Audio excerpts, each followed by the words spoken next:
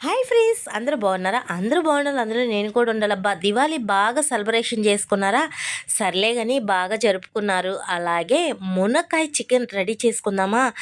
చాలా చాలా టేస్టీగా రెసిపీగా ఉండిద్ది. ఇలాగని తయారు చేసినట్టయితే కొంచెం పసుపు ఉప్పుని వేసుకొని చికెన్ ఉడికించి పక్కన పెట్టేసుకున్నాను నేను ఫస్టే.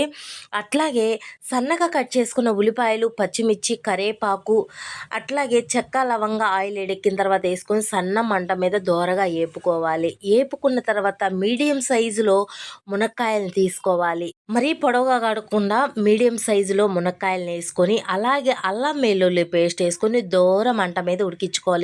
ముందలుగా ఉడికించి పెట్టుకున్న చికెన్ కూడా వేసుకొని మీ టేస్ట్కు తగ్గట్టు ఉప్పుని, కొంచెం పసుపుని, అలాగే మీ తగినంత కారాన్ని వేసుకొని సన్న మంట మీద ఉడికించుకోవాలి. చాలా సన్న మంట మీద అయితే టేస్ట్ చాలా బాగుండిద్ది. అలాగే కొంచెం వాటర్ని వేసుకోండి. అట్లాగే కొంచెం గరం మసాలా, కొంచెం పుదీనా కొత్తిమీర వేసుకుంటే చెప్పనవసరం లేదబ్బా.